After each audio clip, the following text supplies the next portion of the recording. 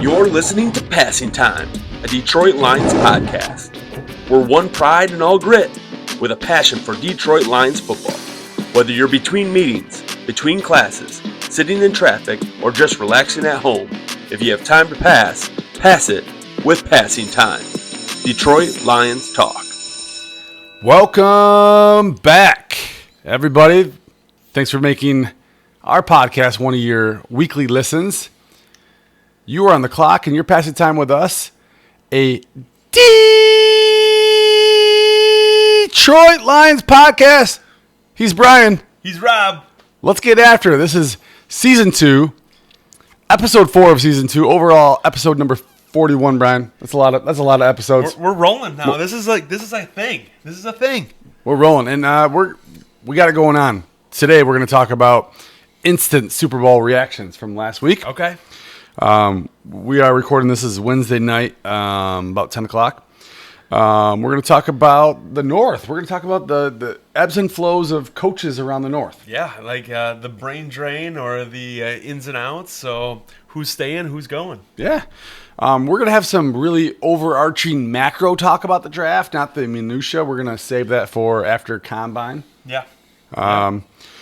A little bit of mixed in free agent talk out there. There's some stories to be chased and be talked about. Yeah, and maybe some ties to guys we have and ties that we want to have. So. Yeah. Bills, as an educator, he's absent, tardy. I don't know if he'll chime in here, but so far we can make something up. But Bill's not going to be on the podcast. Not today. But we are going to introduce a new segment.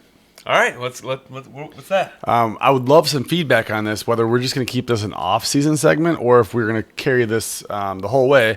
But we're going to talk about sports around the state of Michigan. All right, see what we got going. I mean, we're pretty blessed right now in the state of Michigan to be fans of Detroit or Michigan State or what have you. We got a lot of things going on. Yeah, and maybe we'll show our biases a little bit, but to your point, like, this is a dang good time to be a fan of Michigan sports. Michigan sports. So, that being said, segment 1, we're going to get right into the Lions offseason. All right, well, what do we got to start with? 2 X's. All right, yeah. A little Maxx Crosby. This is the story of the couple weeks now. And to be honest, the offseason is filled with offseason drama and offseason rumors and what is and what isn't. And it's for you as fans to sift out, and we're going to do the best we can to feed you the information that we have. Yes. So let's do this reverse. Let's throw the tease out there first for this, and let you untease it, and then we'll get into the storyline. But Brian, you and I talked before this podcast. And I said, what are the % chances, Brian, that you think that Maxx Crosby could actually be a Detroit Lion next year? And the % that I believe it's going to happen versus the % I want it to happen are vastly different. Okay. Right? Yeah. I want this to happen. I love Maxx Crosby, being an Eastern Michigan grad and just doing it the right way and being a grinder. And I just feel like he fits the culture and the persona that is the Detroit Lions to a T. But the reality is I just don't think it's going to happen. I told you before, 12% chance. It's a random number, 12%. Right? Yeah. What arbitrary number, but yeah. The number is low in comparison to the 100% that he's coming. So. Not coming, but there is a sliver of hope there that always something is, right? can get worked out. And that's why we keep talking about it, because he claims that the Detroit Lions are his choice. He claims that he's not going to want to be a Raider again. But then you also hear the stories of Clint Kubiak, the new coach of the Raiders, coming in and having a cup of coffee with good old Maxx Crosby and talking about how much he wants him to be a part of it. Yeah. So. I mean, you're going to come in, you're going to sell hope, and you need you need to be successful as a guy getting another shot as a head coach. You need to make sure that your best players are bought in, your veterans are bought in, a leader like Maxx Crosby, who's the first one breaking down the doors for the gym in the morning and leading that. So you need to get him on board. Also, as a new owner, Tom Brady, you kind of want your tenure to start off right. But Max talked to Tom a little bit, and he didn't have the same success with that conversation. From it sounds like he told Tom, he's like, I'd rather retire than to continue to be here in Vegas. I'd rather retire than to be a Raider. And who knows what the validity is there? Who knows if that's real? Is that speculation? Is that just hearsay? Is that rumor? Anybody who heard him say that? So all I know is that Jay Glazer reported that Max wanted out, that Max was unhappy, and I think that all stems from the end of the season last year, where Max was shut down the last couple of games, and he wanted to finish out the season. So turnarounds can happen quickly in the NFL. Yeah. Look at the Patriots. But what do you need for a turnaround? You need some pretty good pieces on defense, and you need a quarterback, and then you need a couple of supporting casts around the quarterback. The Raiders don't have that. They don't have any of that, and the one piece that they do have is Maxx Crosby.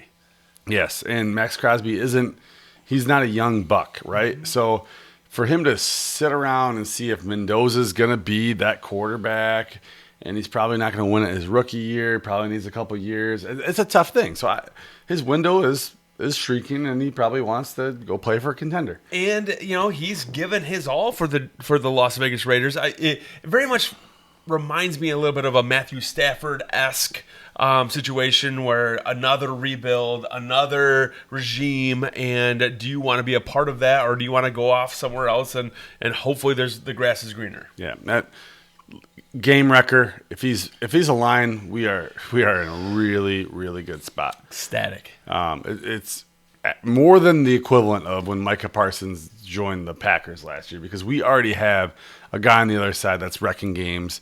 It'd be huge.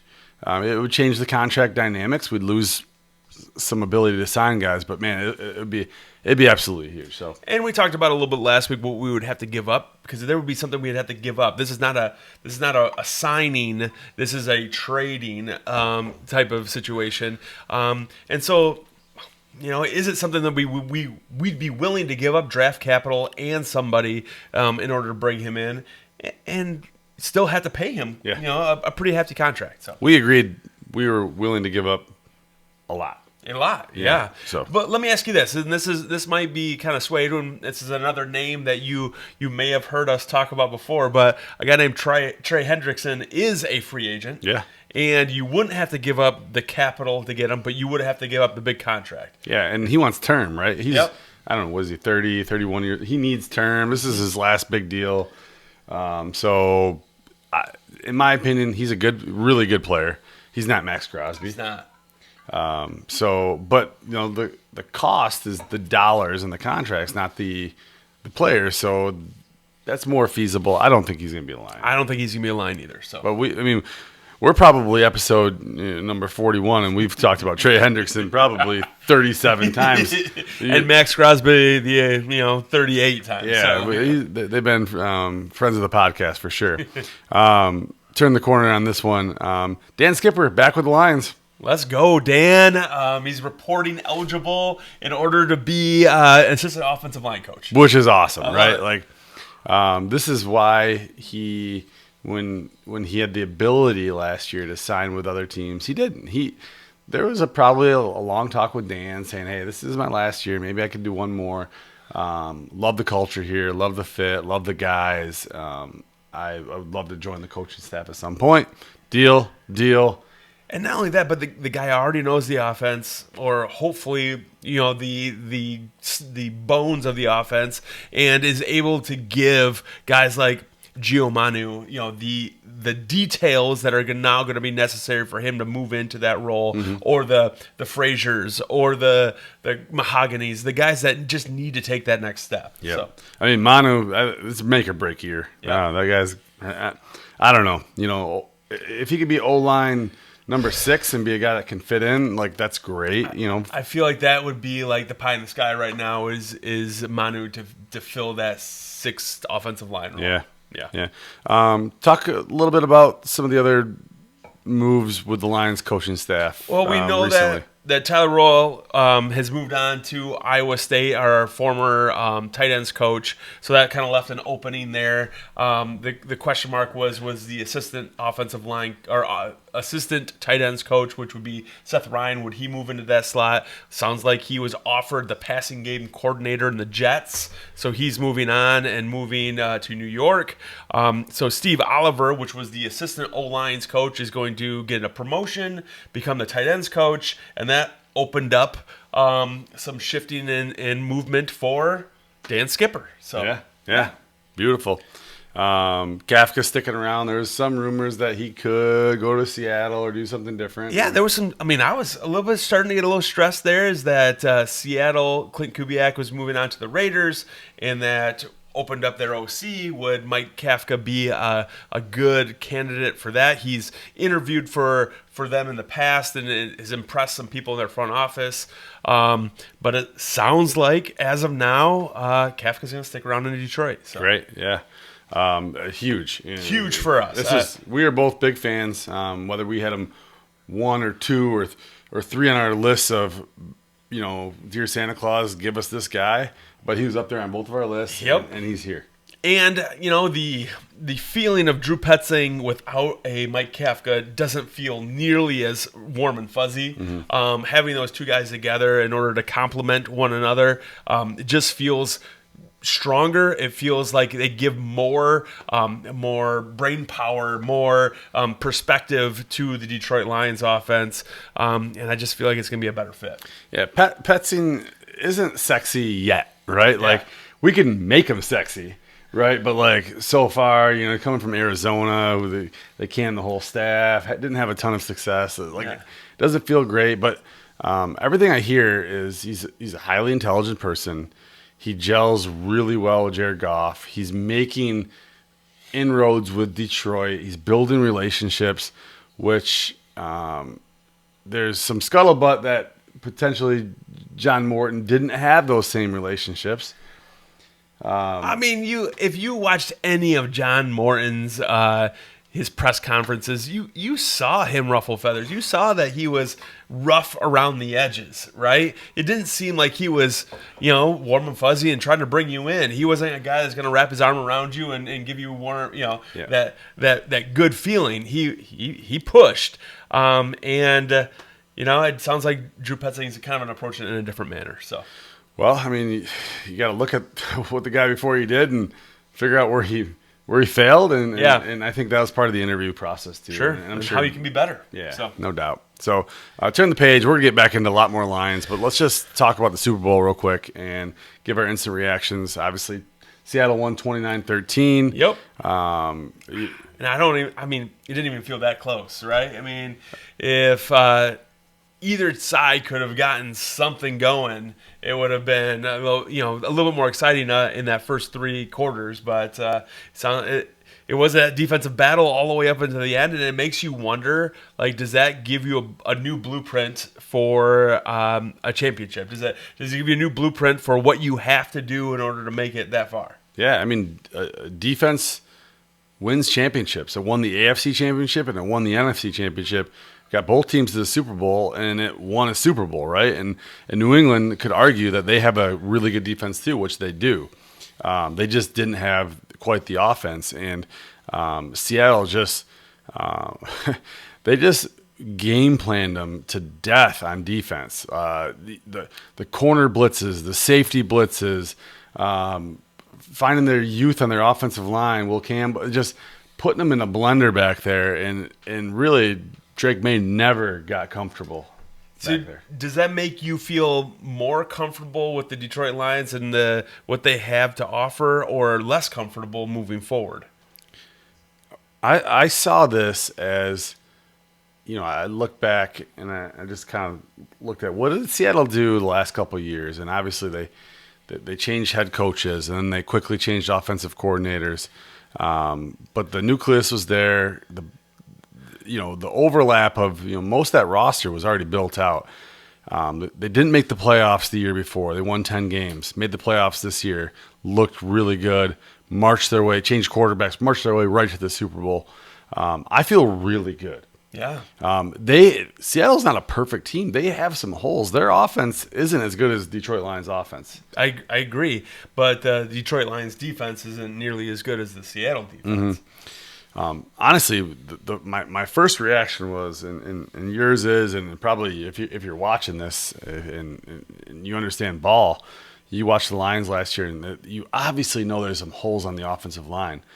But having a good defense can just be a game wrecker.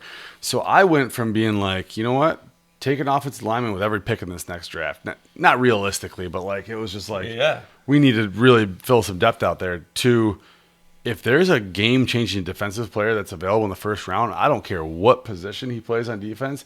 If he can offer what Devin Witherspoon offers, or he can offer someone in the edge, or it could be a safety, it could be a corner, it could be an edge guy. You could even talk me into linebacker.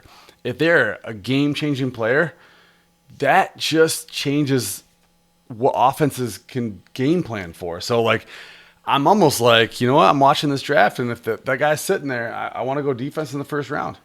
And I can't disagree with you. I mean, you look at each layer of our defense right now has at least a spot that you're like, yeah, we could use someone. Yeah. And we're going to try to fill holes, and Brad usually does his due diligence in order to fill those holes in free agency before the draft happens in order to allow us to draft best player available.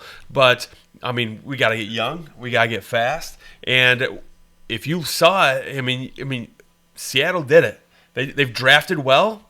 They've done it completely on quite a bit on defense, and that's where they found their success. You know, Witherspoon, you said it. I mean, he was everywhere in that game. Yeah, and we wanted him to be a Lion. I think, that draft ended up really, really good.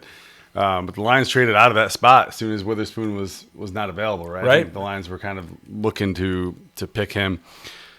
But you even look at the Patriots side of that, and Christian Gonzalez had a heck of a game. And Carlton Davis, even, a free agent that they were able to bring in this year, had a pretty solid game as well. Yeah. So we're going to need to be able to tie in together the draft class of 2026, and Brad's got to hit. I mean, that's the reality. Is right now Brad's got to hit. He's got too many holes and not enough cap space in order to do all the things that he wants in free agency. But he's got to hit in this draft. But he's also got to meld that together with some seasoned vets. We know center is going to be the number one spot, but it doesn't mean it's the only spot. You're going to have to look at linebacker. You're going to have to look at safety, and you're going to have to look at defensive end. So yeah. Also, I got to thinking, the Lions and the Seahawks are actually kind of a similar team. Hear me out. Their quarterbacks aren't that different. I would argue that Goff's the better quarterback, but they both don't love to run. They can move a tiny bit in the pocket. That's not what their game. They're going to be good passers. They're going to be efficient with the football, and that's really what Darnold's his role is. Trying to limit the mistakes and not necessarily manage the game, but put themselves in the best case scenario pre-snap in order to have them have some success. They both teams have two really good running backs. In Seattle's case, Charbonnet got hurt, and they had to lean on Kenneth Walker, which he was more than capable. Obviously, Super Bowl MVP. Yep.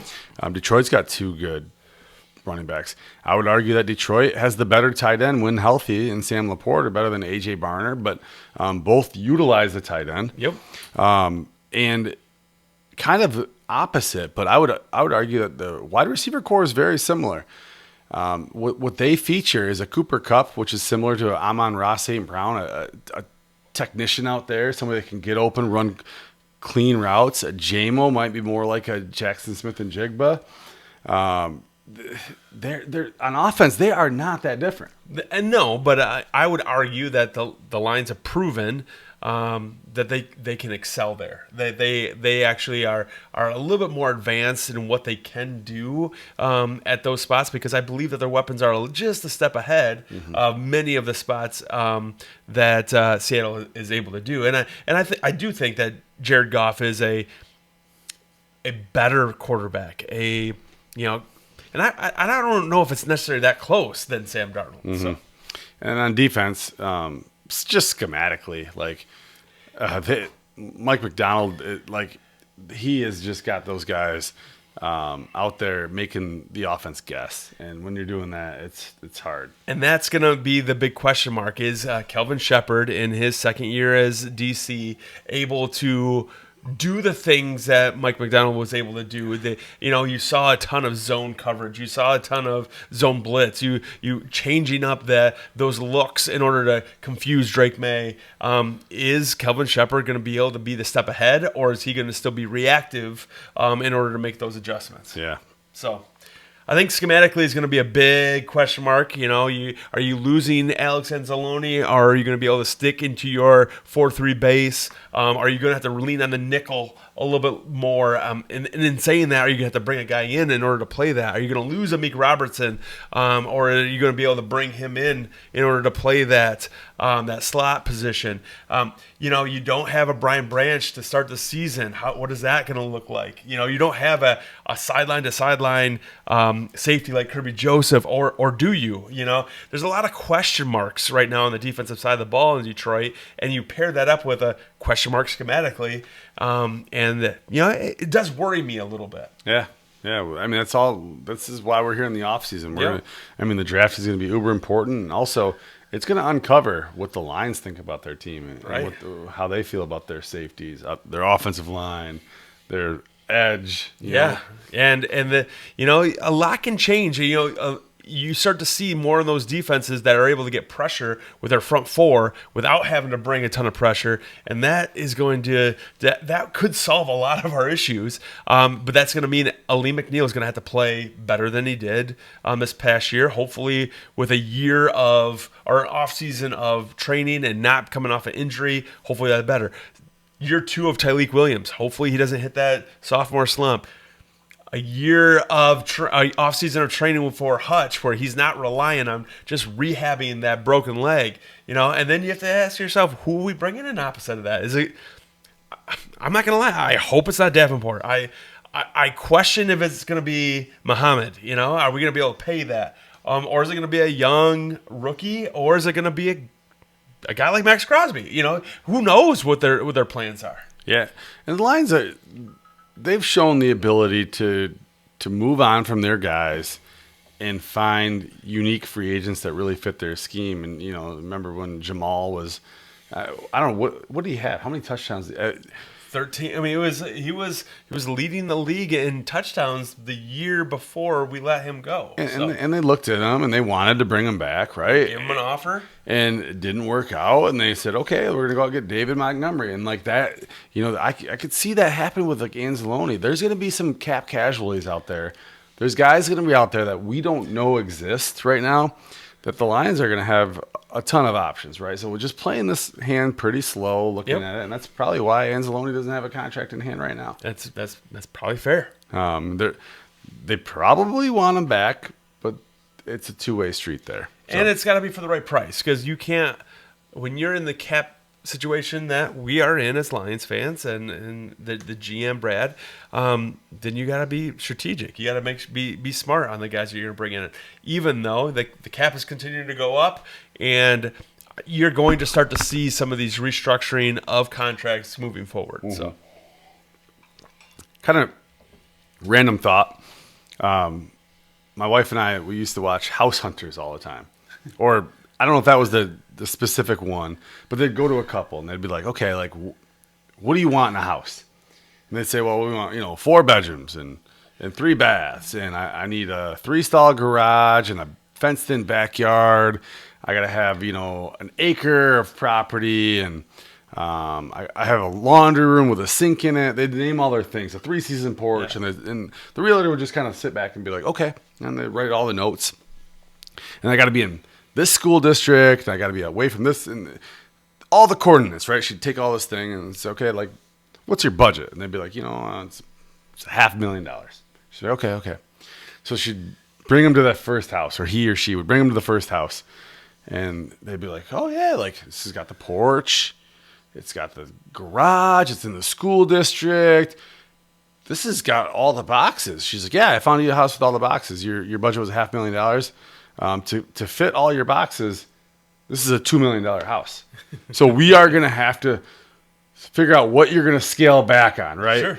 And it's almost like that when you're building a roster. As fans, we're like, we need this, and we need this, and we need this, and we need this, and like, and then we start talking about Maxx Crosby or Trey Hendrickson, and we said, like, we bring all these things up. It's like, okay, like, this puts you $100 million over the cap. Right? Okay, what are you willing to scale back on? Sure. And you got to back your way into that system. And absolutely, and that's why I think it's going to be this draft this year is going to be so important to hit on, because there's going to be a lot of guys that we're going to have to rely on to contribute this year. And that's what's kind of scary, is that we felt like we've drafted so well year after year after year, but now we're paying some of those guys, and when you continue to pay guys the most in their position, right? That starts to add up. Yep. You know, and so ultimately we can't continue to pay all of our draft picks the highest paid in their position, and continue to keep guys. Yeah. So it's going to be some selective. We got to let some guys walk. We're going to have to try to pay guys less. We're going to have to go out and be strategic in free agency. We're going to have to restructure, and we're going to have to continue to draft well. Yeah. Because those are the guys that are going to come in at a cheap contract in order to fill those gaps. Yeah. We can no longer draft the Broderick Martins, the Gio Manus, the guys that hopefully 3 or 4 years down the road are going to be projects that are going to then be able to pay out for us, or we're going to pay at that point, because we need to contribute now. Yeah, so, and that's hard. You're drafting the middle rounds. Like it's not hit every time. We got blessed that we hit on like an Amon-Ra here.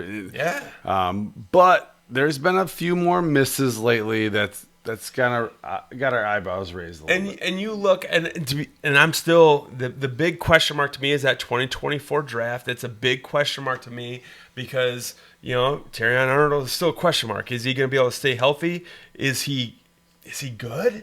I see. He is good. I see when he's on the field, we're better when he's on the field. But at the same time, he had the penalties and he's been injured a ton. Rakestraw, to me, he's a question mark, right? Is he a real person? Did we really use our second round draft pick in order to get a guy that hasn't seen the field yet? It's starting to feel a little usty. Yeah. Yeah. Not busty, but we're not there yet. Yeah, and so he's a guy that we need to come out of the woodwork and contribute. If he can be a slot guy, if he can be an outside guy, whatever, he's got to contribute something. Even if he can be our third or fourth CB, that would be something that would be able to be huge for our team. Yep.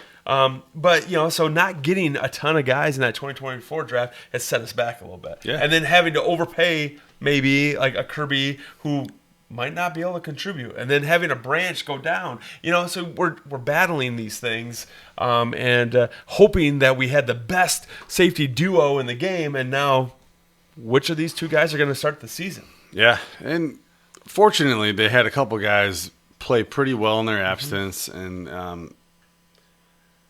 both guys that really I want are free agents that I think the Lions, they're attainable for the Lions to get. So let's go around the North a little bit, and let's talk about the brain drain. Let's talk about a couple different teams that are going to feature different coordinators, different coaches, potentially different GMs out there. And Brian, you assembled a good little list. So let's kick it off with the Packers.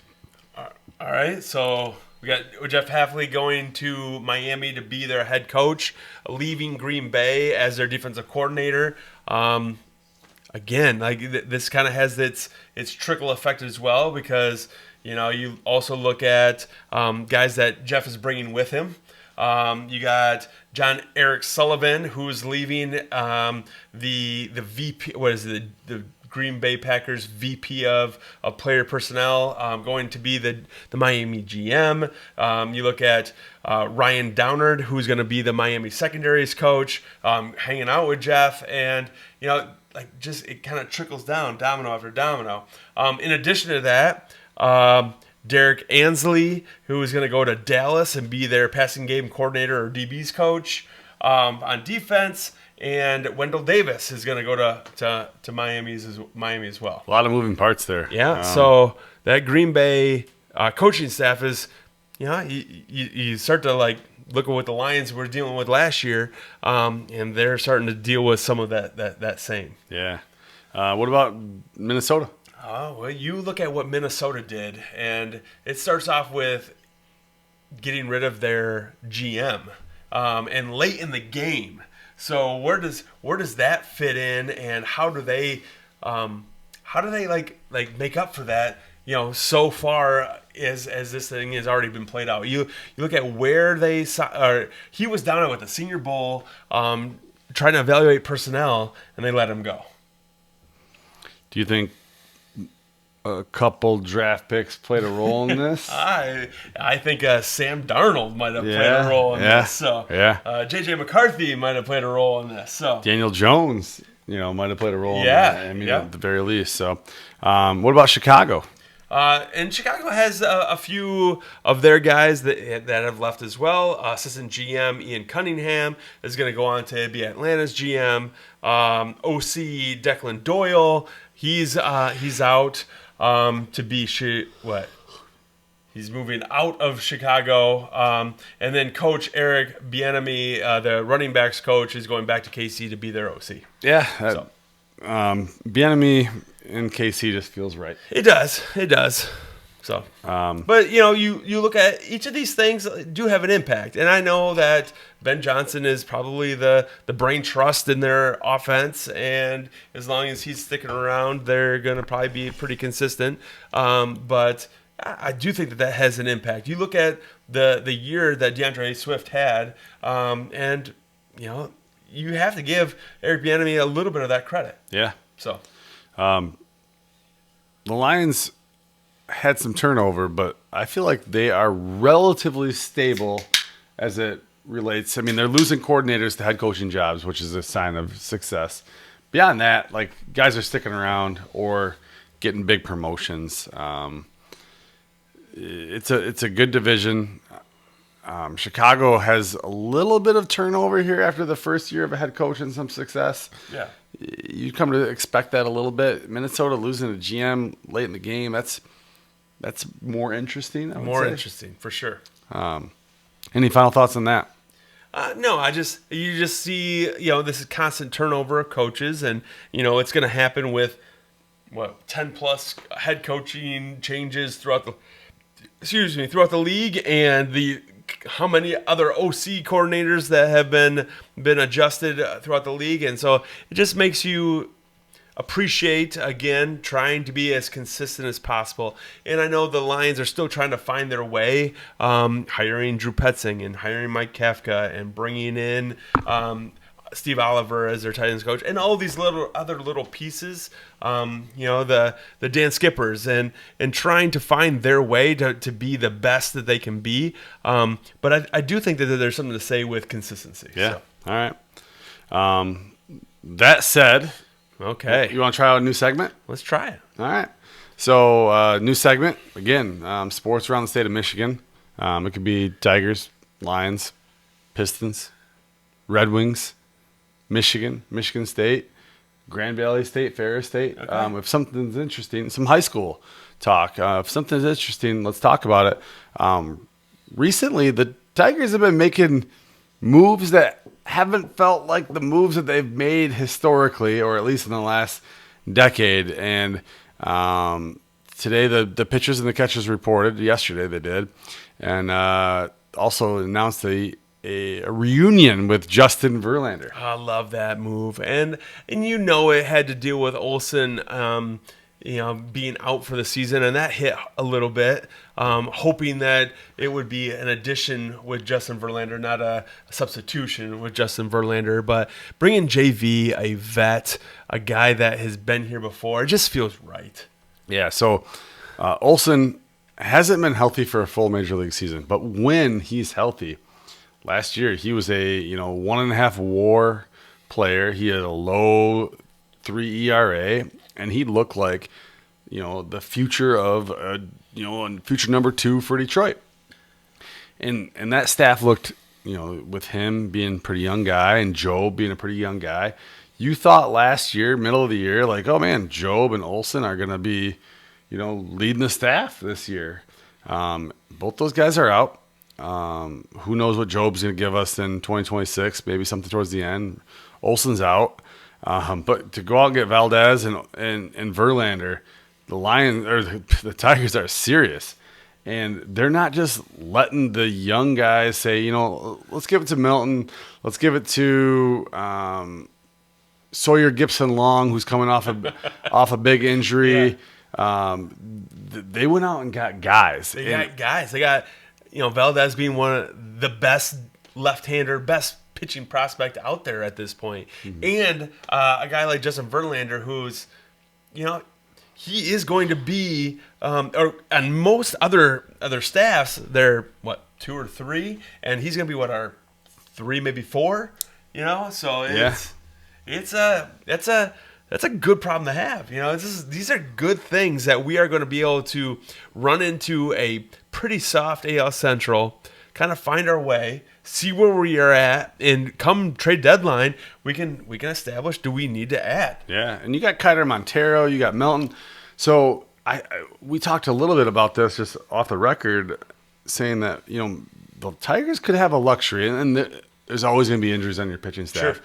But to say, you know what, Verlander, we're going to skip a couple starts. We're going to keep you fresh. And that makes sense for a guy that's 43 years old and probably in the twilight of his career. So he said he wants to pitch potentially until he's 45, and he's only 42 right now. Okay. I think he turns 43 before the season. Sure. But that's pretty exciting. So I think your rotation is, Skubal, Valdez, Flaherty, maybe Mize. Maybe Mize, and then Verlander. It's a really nice rotation. How do you want to mix it up? But that would be lefty, righty. Yeah. I don't know. Maybe they'll mix up that top end. Not that it really matters a whole lot with your starting rotation, but that's huge. And we talked about it last week. The Tigers have a stacked farm system. 2 stacked, and they're going to have to make some moves, and hopefully they can parlay a few of those prospects into potentially, a hitter that makes sense when teams realize that they're going to be sellers. And right now we have a defense that is, it's doable, right? And we have bats that when they're hot, but we just don't want them all to slump at the same time like they did in the playoffs this past year. We want guys on base, and we want to be able to make that hit when it counts. So bringing in that professional bat is going to be vital and important come the end, the second half of the season. So. Yeah. Red Wings right now we're on Olympic break. They got a few guys playing on Olympic rosters, but they have a stacked farm system. Our Grand Rapids Griffins are setting records for points in a single season here in Grand Rapids. It's fun. They are stacked. They don't have elite prospects, but they got a lot of B+ level prospects that teams covet. And they are rumored to be on the cusp of making a trade or two to solidify their chances to make the playoffs. The Detroit Pistons, the bad boys. Bad boys 2025, 2026. They are back and doing it the same way that we remember. Maybe you don't remember, but I remember in the late 80s, early 90s. I remember in the 2000s, and Bad Boy 1, Bad Boy 2, and this has got to be Bad Boy 3. Brian, you and I are about the same age. I do remember the early 90s Pistons. I also remember the early 2000s, the 2005 Pistons, which was kind of Bad Boy 2.0. Yep. This this has got a little bit. I don't know if they're quite as gritty as that.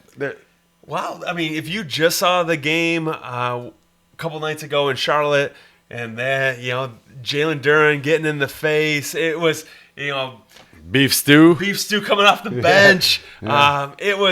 It was the bad boys of old, and they are playing it in a. And I'm going to be honest. I'm not a huge NBA guy, but the way that the Pistons are playing a defensive brand of basketball, they're not relying on the three. They're getting points in the paint. They are earning every point, and then they're forcing you to earn every point on the other end. It's fun. Yeah. Michigan State ranked number 1 overall in NCAA hockey. I think Michigan's ranked number 2 overall in NCAA hockey. Yeah. Michigan State having a pretty good basketball season. Man, I'm reluctant. I've been turning around. Michigan's on the ropes right now against Northwestern, down double digits. 4. Down 4. Okay, down 4. So they're making a comeback. This is killing me. I can almost see it in the reflection of my iPad. So there's a lot of good things happening right now in the state of Michigan in sports. Just fun. It is fun. Yeah, it's competitive all around because we've been on the other side of this. Yeah. We've been on where every team has not been where we're at right now. Yeah. And it's been like, well, what do we do next? Yeah.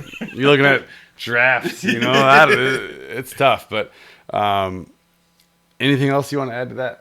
No, this has been a fun episode. This has been a little bit different, I feel like, than we've talked about in past. But we'll get in more to the nitty-gritty of free agents and draft prospects and all that stuff in the upcoming weeks. And, ultimately, we appreciate everybody that's tuning in week after week and following those shorts and looking at us on YouTube and TikTok and Instagram. Thank you for what you're doing. Yeah, we appreciate you. Fun time of the year to podcast because you can get real creative. The narrative isn't necessarily set week to week. So if you have ideas, send a direct message to Passing Time. Let us know what you want to talk about. Teasing into next week, Brian, the Combine starting next week. Yes. So we're going to get into some draft prospects, maybe talk a little bit more about the Senior Bowl that happened a couple weeks ago, the Shrine Bowl. The Shrine Bowl that also had some guys that may be Lions prospects. So yeah, lots to talk about. Potentially going live on draft night. That'd be fun. We're getting that together where we can get some things set up. Rob usually has some friends over, some friends of the pod who we all get together and talk about who we think the next best guy for the Detroit Lions might be. Yeah. It's a good time, and it'd be fun for you to be there and interact with us via the chat. So with that being said, thanks for tuning in. A lot of episodes you tune in with us. We are only just getting started here. So tune in for next week. Subscribe, listen, send this to your favorite brother-in-law, send it to your least favorite brother-in-law. Again, make an account for your dog. Have them subscribe. The numbers are picking up, so we appreciate you. Yeah, for sure. That's a big deal to us. We pay attention. We look at it, and we are getting more and more on the algorithm thanks to Brian's efforts. Mostly not mine. So no, we do it together, and this is fun for us, so keep us rolling, man. Go Lions. Go Tigers. Stay gritty. Cheers.